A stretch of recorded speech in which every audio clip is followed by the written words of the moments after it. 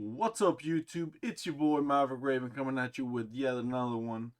And this one we're gonna be talking about a game that, man, it probably isn't on your radar yet.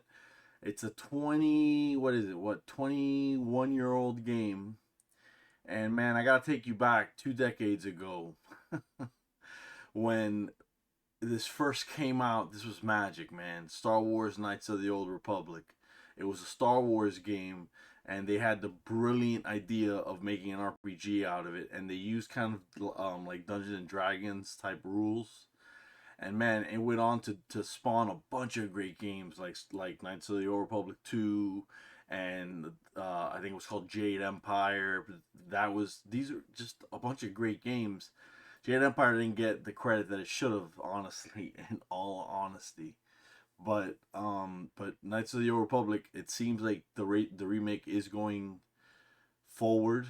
Um, it was getting a lot of negative press because it seemed like it was just not gonna go anywhere.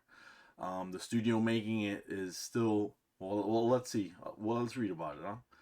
The highly anticipated Star Wars Knights of the Old Republic remake, which has been in limbo for a long while, gets an encouraging developer update. I think it was Aspire. I don't know if it's still. Oh, I guess not. Star Wars Knights of the Republic, the highly anticipated remake of the massively popular 2003 action RPG, is finally receiving some positive news.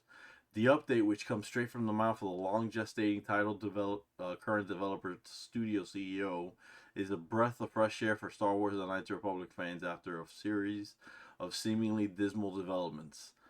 Yeah, man, I got this has been crazy. The Star Wars Knights of the Republic remake, often referred to as KOTOR, has been on one of the more tumultuous journeys of almost any video game in recent memory. First revealed in September 2021, the remake was initially developed under Aspire. That's where I heard of it from. Things took a turn in July 2022, however, when it was reported by Bloomberg that the game was dead in the water. Parent company Embracer Group then shifted the remake from Aspire to Saber Interactive. Embracer Group then split with Saber Interactive, adding more uncertainty to the KOTOR remake's ultimate fate until now. Sounds like a Hollywood movie, man, with all the troubles that they're having. Saber Interactive managed to take the Star Wars Knights of the Old Republic remake with it as part of the separation from Embracer Group, and according to Saber CEO Matthew Karch, the game is alive and well. A recent interview with IGN reveals that the beloved title is still in active development and that his team is dedicated to exceeding customer expectations. Karch states that he feels it is obvious that the Star Wars Knights of the Old Republic remake is being worked on, although no further details were offered about the game's current development status. That's it, it hasn't been so obvious, man. If I thought it was gonna be under Aspire, and then it's been going to different companies. Positive news regarding the remake should come as a breath of fresh air for fans of the franchise, especially considering the Star Wars Knights of the Old Republic remake's disappointing update from just a few weeks ago.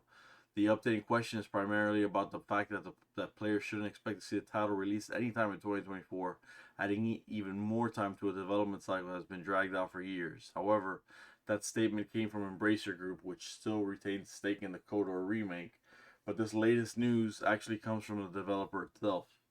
I've got a bad feeling about this. Assuming Star Wars Knights of the Old Republic remake stays on its current course towards an eventual release, there are some fans who believe that the game should take after another recently successful remake of a classic title. Some gamers think that the KOTOR remake should follow in the Dead Space remake's footsteps.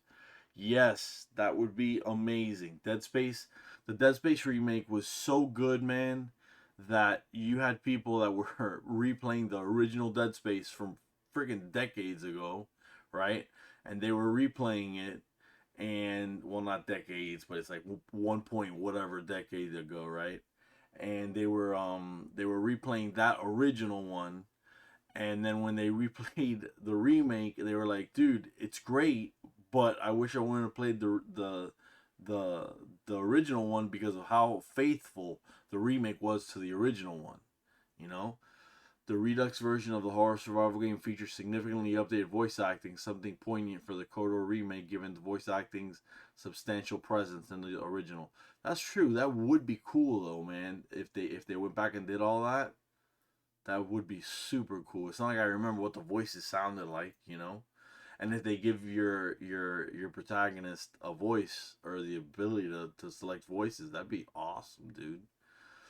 Whenever the Star Wars KOTOR remake is released, it will hopefully learn from its classic Star Wars video game counterpart, Star Wars Battlefront Classic Collection. The game had a now infamously disastrous launch, plagued with numerous bugs and server issues. Star Wars Battlefront Classic Collection's new update addresses several of these issues, something that the Star Wars Knights of the Old Republic remake can hopefully avoid. Yeah, man. Nobody wants to deal with freaking, patches having to be done all over the place. Nobody wants to deal with that. We just want a game that hopefully, stands up to the original at least in some way. If it captures the magic in any way and reminds me how good it was back then, man, I'd be happy with it. I'd be happy paying the $60. I wouldn't mind. But anyways, that's the way I feel. Like, share, comment, subscribe, do all that good social media stuff if you wouldn't mind. If you've been with me this long, I appreciate you being with me and hanging out a little bit. For now, be safe, be good to one another, and stay based.